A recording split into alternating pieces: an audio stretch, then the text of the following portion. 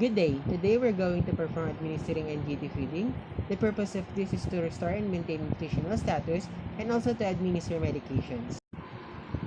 For the equipment needed, we need a correct type and amount of feeding solution, 60 ml catheter, an emesis basin, a clean gloves, a pH strip or meter, a large syringe, measuring container, 60 ml water at room temperature, a feeding pump, and a stethoscope.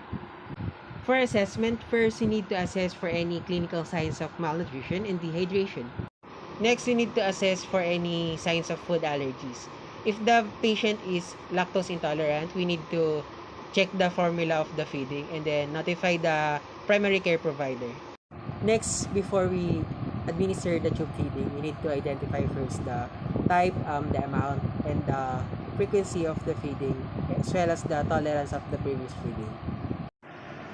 And then prepare all the equipments needed for the procedure.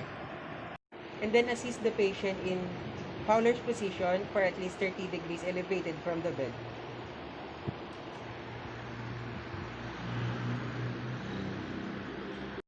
And then introduce ourselves to the patient and verify the patient's identity. Good afternoon, sir. I'm your nurse for today. I'm Jan Gendros, and you are Mr. Teddy. And then explain the procedure to the patient. Good afternoon, sir. Today we're going to administer you Ngt feeding. This procedure po is done for you to achieve the feeling of fullness. Next, perform hand hygiene or put on PPE if indicated. And then provide privacy to the patient by closing the doors and the curtains of the windows of the room. Assess for the placement of the tube. And then connect the end of the catheter to the syringe. And aspirate to check for the pH level. Use the pH meter rather than the pH paper if the patient is receiving continuous feeding. And follow the agency protocols of the hospital if the pH level is less than or greater than 6. Next, we need to assess for the residual feeding content. If the tube is inserted inside the stomach, we need to aspirate all the contents and measure before giving the feeding.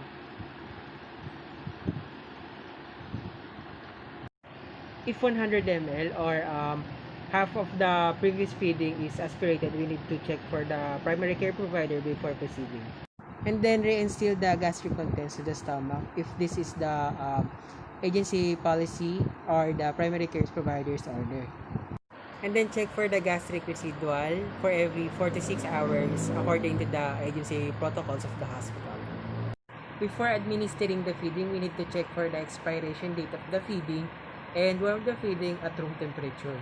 When an open feeding is used, clean the top of the feeding using an alcohol before opening it.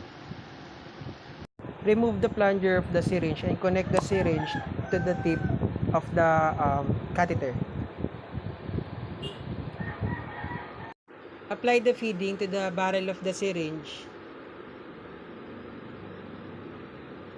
and permit the feeding to flow at the prescribed rate. Next, rise or lower the syringe to adjust the flow of the feeding and pinch the tube for a minute if the patient feels discomfort. Next, we need to add a 50 to 100 ml of water to the tube. Be sure to add water before the feeding is drained to the neck of the barrel. After the feeding is completed, we need to cover the end of the feeding tube with clamp and plug. Clamp the tube before all the water is instilled. And then we need to ensure for the client's comfort and safety.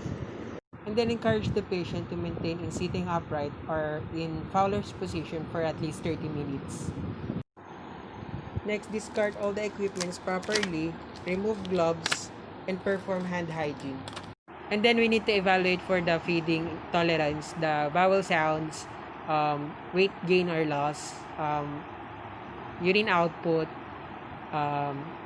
fecal elimination pattern, skin turgor, urine output, and the presence of glucose and acetone in the urine.